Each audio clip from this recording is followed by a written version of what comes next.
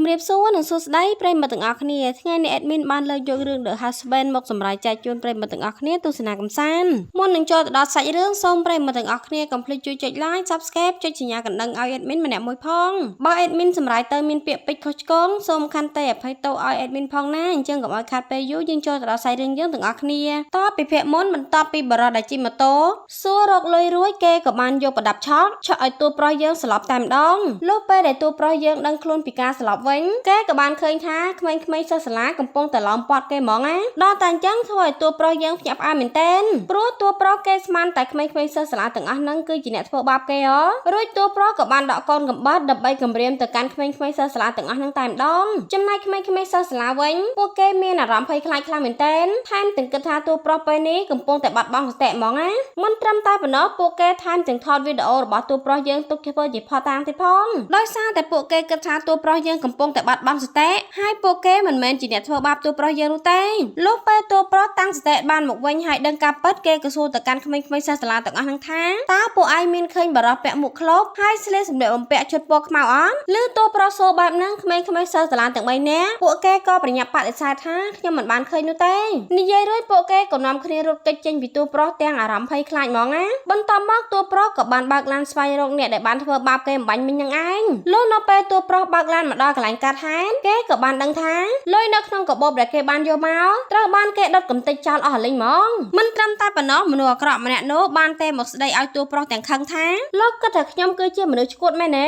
ព្រោះលុយដែលលោកយកមកឲ្យខ្ញុំទាំងអស់សុទ្ធតែជាលុយខ្លាញ់ខ្លាយតួប្រុសនៅពេលដែលដឹងថាខ្លួនឯងមានកំហុសក៏និយាយសុំទោសទៅកាន់មនុស្សអាក្រក់ថាឲ្យខ្ញុំសុំទោសផងដោយសារតែលុយច្រើនពេកខ្ញុំមិនដឹងថាទៅរកមកពីណាឲ្យតាន់ពេលវេលាពិតមែនដូច្នេះតើខ្ញុំបង្ខំចិត្តប្រើផែនការនេះតែម្ដងដូច្នេះខ្ញុំសូមឲ្យលោកផ្ដល់ឱកាសឲ្យខ្ញុំម្ដងទៀតមកណាហើយលោកកុំធ្វើបាបប្រពន្ធខ្ញុំឲ្យសោះលុះសាយរឿងក៏បានត្រឡប់ថយក្រោយឲ្យយើងបានដឹងថាការដែលតួប្រុសគេនៅជាសិស្សសាលាគេតែងតែបានជួបជាមួយនឹងតួស្រីយើងជាញឹកញាប់ដល់តែអញ្ចឹងក៏ធ្វើឲ្យពួកគេទាំងពីរនាក់ចាប់ផ្ដើមមានអារម្មណ៍ឲ្យគ្នាទៅវិញទៅមកដែរចំណែកតួស្រីនាងគឺជាអ្នកចូលទៅរកតួប្រុសយើងមុនមិនត្រឹមតែប៉ុណ្ណោះនាងក៏ជាអ្នកសារភាពប្រាប់ថានាងស្រឡាញ់តួប្រុសមុនទៀតផងរួចចាប់ពីពេលនោះមកពួកគេទាំងពីរនាក់ក៏ចាប់ផ្ដើមមានទំនាក់ទំនងមើលចិត្តគ្នាដែរគឺមានន័យថាការពីអតីតកាលតួស្រីនាងគឺជាអ្នកអង្វរលួងលោមតួប្រុសយើងទាំងអស់ហ្មងណាតែងាកមកមើលពេលបច្ចុប្បន្ននេះវិញតួប្រុសក៏คล้ายទៅជាអ្នកសមអង្វរមនុស្សអាក្រក់ម្នាក់នោះគ្រប់បែបយ៉ាងដើម្បីការពារជីវិតតួស្រីយើងវិញម្ដងទោះបីជាគេចង់លេងលះជាមួយតួស្រីយើងក៏ដោ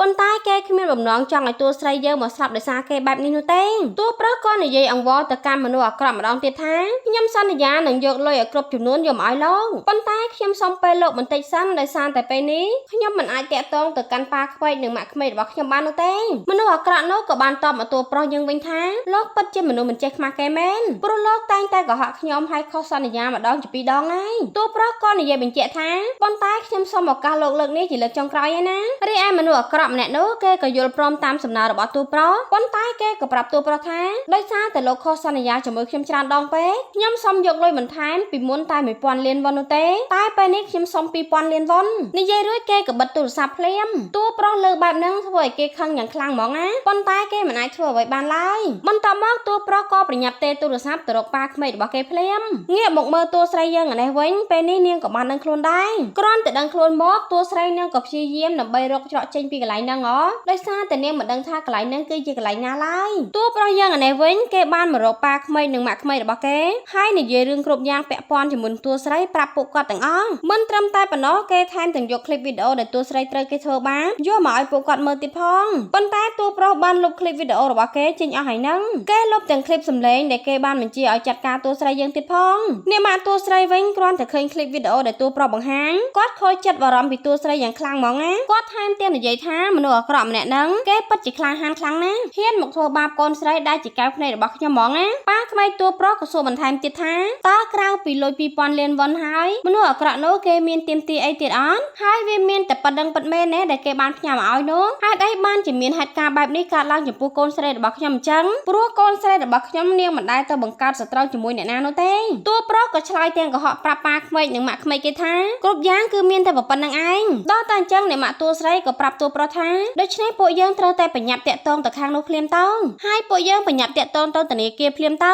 បន្ទាប់មកពួកគេក៏បានដកលុយពីធនាគារដើម្បីយកទៅដោះដូរជាមួយនឹងតួស្រីយើងព្រោះពួកគេខ្លាចតួស្រីយើងមានបញ្ហាអីហ្នឹងណាលោកពេលទទួលបានលុយរួច ហើយប៉ាក្មេងរបស់តួប្រុសក៏បាននាំតួប្រុសជិះឡានមកជាមួយគ្នាខណៈពេលហ្នឹងឪក្មេងរបស់តួប្រុសក៏សួរថារឿងទាំងអស់ដែលបានកើតឡើងគឺដោយសារតែឯងមែនទេព្រោះខ្ញុំជឿជាក់ថាកូនស្រីរបស់ខ្ញុំនាងគ្មានផ្លូវទៅមានសត្រូវជាមួយនឹងអ្នកណាឡើយហើយកន្លងមកឯងក៏ជាអ្នកបង្ករឿងជាច្រើនដែរចំណែករឿងលើកនេះប្រហែលជាមកពីឯងដែរហើយមើលទៅតួប្រុសវិញគេមិនបានតបអ្វីជាមួយនឹងប៉ាក្មេងគេនោះទេគេនៅស្ងៀមហ្មងណាលុះពេលពួកគេទាំងពីរនាក់ត្រឡប់មកដល់ផ្ទះពួកគេស្រាប់តែបានឃើញថាពេលនេះប៉ូលីសកំពុងតែមករងចាំគេនៅក្នុងផ្ទះហ្មងណារួចតួប្រុសក៏ត្រូវបានប៉ូលីសនាំទៅសាកសួរចម្លើយប៉ូលីសបានសួរនាំតួប្រុសពីរឿងរ៉ាវទាំងអស់នៅក្នុងថ្ងៃកើតហេតុប៉ុន្តែតួប្រុសគេមិនបានសារភាពប្រាប់ប៉ូលីសពីពាក្យសម្ដីដែលគេបាននិយាយជាមួយអ្នកបើកឡាននោះទេដោយសារតែតួប្រុសគេលុបឃ្លីបវីដេអូនឹងបាត់ហើយព្រោះគេជឿជាក់ថាបើសិនជាប៉ូលីសឃើញឃ្លីបវីដេអូហ្នឹងប៉ូលីសប្រកាសជាសង្ស័យថាគេ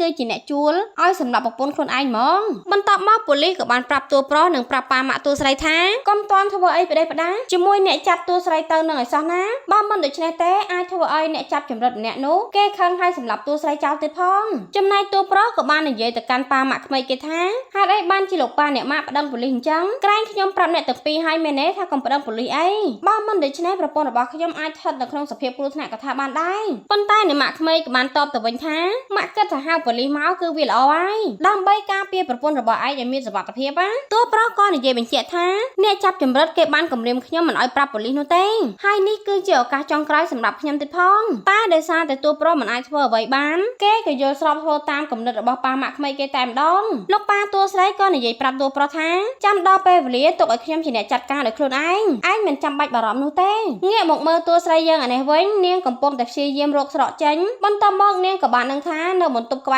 ែរនាងក៏មាននារីដែលគេចាប់យកមកឃុំឃាំងនៅក្បែរនឹងដែររួចតួស្រីនាងក៏បាននិយាយជាមួយនឹងនារីដែលនៅបន្ទប់ក្បែរនឹងដោយសារតែពួកគេមិនដឹងថាពេលនេះពួកគេនៅកន្លែងណាហើយមិនដឹងថាអ្នកណាជាអ្នកចាប់ពួកគេមក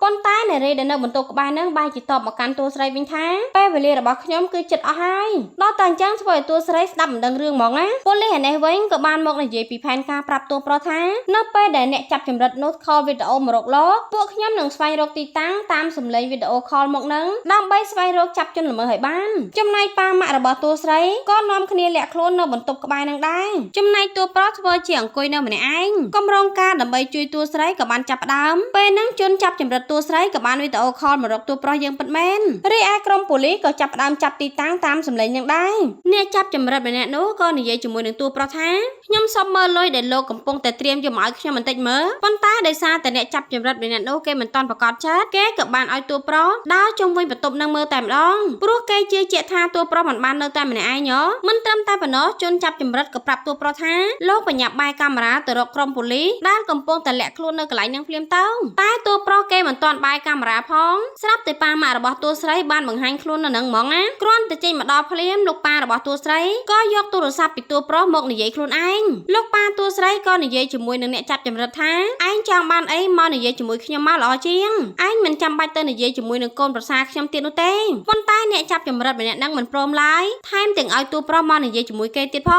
ងតែអ្នកម៉ាក់តួស្រីគាត់ទ្រាំមិនបានគាត់ក៏យកទូរស័ព្ទមកនិយាយខ្លួនឯងហ្មងណាអ្នកម៉ាក់តួស្រីនិយាយប្រាប់ទៅជនចាប់ចម្រិតនឹងថាឯងឆាប់ដោះលែងកូនស្រីរបស់ខ្ញុំចេញមកចាំខ្ញុំថែមលុយឲ្យឯងចំនួន 3000 លានវ៉ុនលើបែបហ្នឹងជនចាប់ចម្រិតម្នាក់នោះគេក៏បានបដូរចិត្តមិនធ្វើបាបតួស្រីយើងនោះទេហើយក៏ព្រមទទួលសំណើរបស់អ្នកម៉ាក់តួស្រីដែរបន្ទាប់មកអ្នកចាប់ចម្រិតម្នាក់ហ្នឹងក៏បើកឡានមកដល់កន្លែងតួស្រីយើងដែលគេកំពុងតែឃុំនាងពេលមកដល់គេក៏និយាយប្រាប់តួស្រីថាខ្ញុំមើលទៅអ្នកម៉ាក់របស់នាងគាត់ពិតជាចិត្តល្អមែនតើមិនត្រឹមតែប៉ុណ្ណោះអ្នកចាប់ចម្រិតថែមទាំងខលវីដេអូឲ្យតួស្រីនិយាយជាមួយនឹងម៉ាក់នាងទៀតផងតែអ្នកចាប់ចម្រិតនោះក៏ចាប់ផ្ដើមខឹងហើយធ្វើបាបតួស្រីថែមទាំងនិយាយថាពួកលោកគិតថាខ្ញុំគឺជាមនុស្សល្ងងមែនទេពួកលោកគិតថាមានលុយហើយចង់ធ្វើអីក៏បានអញ្ចឹងណាប៉ាម៉ាក់តួស្រីពេលឃើញគេធ្វើបាបកូនស្រីបែបហ្នឹងធ្វើឲ្យគាត់ឈឺចាប់និងខឹងខ្លាំងមែនតើលុះនៅពេលដែលមើលតាមវីដេអូខលឃើញតួស្រីយើងសន្លប់អ្នកម៉ាក់របស់តួស្រីគាត់យំយ៉ាងខ្លាំងព្រោះគិតថាកូនស្រីរបស់គាត់ស្លាប់ចំណែកតួប្រុសវិញគេក៏មើលតាមវីដេអូហើយព្យាយាមហៅប្រពន្ធរបស់គេទៀតផង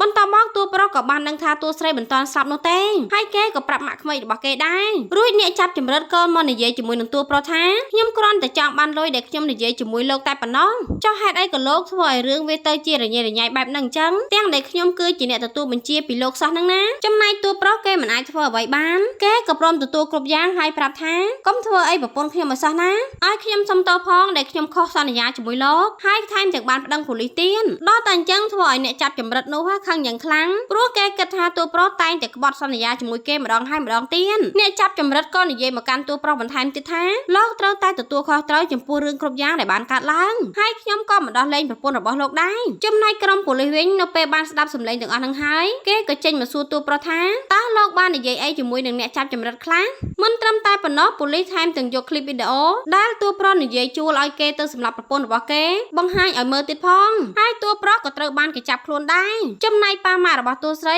នៅពេលបានដឹងរឿងនឹងហើយធ្វើឲ្យពួកគាត់តក់ស្លុតហើយហួសចិត្តជាមួយនឹងតួប្រុសយើងខ្លាំងមែនទែនព្រោះពួកគាត់មិននឹកស្មានថាតួប្រុសហ៊ានឲ្យគេមកសម្លាប់ប្រពន្ធខ្លួនឯងចំណែកតួប្រុសវិញក៏ព្យាយាមបដិសេធថាខ្ញុំមិនមានបំណងធ្វើបែបហ្នឹងនោះទេប៉ុន្តែផុសតាងឃើញច្បាស់បែបហ្នឹងទៅហើយទោះបីជាតួប្រុសយើងខំប្រកែកក៏មិនអាចរួចខ្លួនបានដែរដល់តែអញ្ចឹងក៏ធ្វើឲ្យតួប្រុសត្រូវប៉ូលីសចាប់ខ្លួនទៅតែម្ដងលុះពេលប៉ូលីសចេញមកដល់ខាងក្រៅគេក៏បានសង្កេតឃើញថាមានកាមេរ៉ាសុវត្ថិភាពកំពុងតែដាក់តាំងដើម្បីមើលសកម្មភាពអ្នកនៅក្នុងផ្ទះទាំងអស់បន្ទាប់មកប៉ូលីសក៏បានដកកាមេរ៉ាសុវត្ថិភាពនឹងចេញរីឯអ្នកដាក់កាមេរ៉ាសុវត្ថិភាពនឹងគឺជាអ្នកចាប់ចម្រិតម្នាក់នោះព្រោះអ្នកចាប់ចម្រិតនោះគេបានរៀបគម្រោងការមកតាំងពីដំបូងម្ល៉េះគេបានដាក់កាមេរ៉ាសុវត្ថិភាពដូច្នេះហើយទើបធ្វើឲ្យគេដឹងថាមានប៉ូលីសនៅក្នុងផ្ទះហើយតួប្រុសមិនមែននៅម្នាក់ឯងទេដោយសារតែមូលហេតុទាំងអស់ហ្នឹងហើយធ្វើឲ្យអ្នកចាប់ចម្រិតខឹងតួប្រុសហើយក៏ផ្ញើឃ្លីបវីដេអូដែលតួប្រុសនិយាយឲ្យមកកាន់ប៉ូលីសតែម្ដងដូច្នេះហើយទើបតួប្រុសត្រូវប៉ូលីសចាប់ខ្លួនហ្នឹងណាតែកំឡុងពេលសាកសួរចម្លើយតួប្រុសក៏និយាយបញ្ជាក់យ៉ាងច្បាស់ថាខ្ញុំមិនបានធ្វើរឿងទាំងអស់ហ្នឹងនោះទេម្យ៉ាងទៀតខ្ញុំគ្មានហេតុផលអីឲ្យគេមកសម្លាប់ប្រពន្ធរបស់ខ្លួនឯងឡើយខ្ញុំក៏មិនដឹងដូចគ្នាថាពេលដែលខ្ញុំស្វឹងខ្ញុំនិយាយអ្វីចេញទៅខ្លះនោះទេព្រោះខ្ញុំចាំមិនបានសោះហ្មងណាតួប្រុសនិយាយទាំងខឹងមូម៉ៅយ៉ាងខ្លាំងដល់តែអញ្ចឹងប៉ូលីសក៏ខំព្យាយាមគ្រប់គ្រងអារម្មណ៍របស់តួប្រុសយ៉ាងដែរមិនត្រឹមតែប៉ុណ្្នឹងទេថែមទាំងធ្វើឲ្យតួប្រុសយើងហូរឈាមតាមច្រមុះទៀតផងរួចប៉ូលីសក៏បាននាំតួប្រុសទៅលុបមុខចេញនៅក្នុងបន្ទប់តាំងរីឯតួប្រុសពេលដែលឃើញប៉ូលីសជួនគេមកភ្លេចខ្លួនគេក៏ព្យាយាមស្វែងរកផ្លូវរត់ចេញប៉ុន្តែមិនបានផលនោះទេព្រោះតែគ្មានផ្លូវចេញមិនត្រឹមតែប៉ុណ្ណោះខណៈពេលហ្នឹងស្រាប់តែភ្លើងដាច់ហើយតួប្រុសក៏បានឃើញបរិសម្នាក់បង្ហាញខ្លួននៅមុខគេហ្មងបរិសម្នាក់ហ្នឹងនិយាយទៅកាន់តួប្រុសថាខ្ញុំមកគឺជាអ្នកដឹងរឿងគ្រប់យ៉ាងទាំងអស់ហើយខ្ញុំក៏ដឹងដែរថាលោកមិនមែនជាមនុស្សអាក្រក់នោះទេខ្ញុំក៏ដឹងយ៉ាងច្បាស់ដែរថាអ្នកចាប់ចម្រិតម្នាក់នោះគឺជាអ្នកណាចំណែកលោកវិញមិនមែនជាមនុស្សដែលត្រូវពាក់ព័ន្ធនៅក្នុងក្តីនេះឡើយសាច់រឿងរបស់យើងក៏ស្លេះតែប៉ុណ្្នឹងឯងយើងមិនទាន់ដឹងថាតើបរិសម្នាក់ហ្នឹងគឺជាអ្នកណានោះទេបើចង់ដឹងសាច់រឿងយើងនឹងទៅជាយ៉ាងណាទៀតកុំភ្លេចមកតាមដានភាគក្រោយជាមួយនឹងអេដមីនទាំងអស់គ្នាណាជាចុងក្រោយអេដមីនសូមអរគុណប្រិយមិត្តទាំងអស់គ្នាដែលតែងតែជួយគាំទ្រអេដមីនកន្លងមកអេដមីនសូមជូនពរប្រិយមិត្តទាំងអស់គ្នាមានសុខភាពល្អរកទទួលទានមានបានសូមអរគុណសូមជម្រាបលា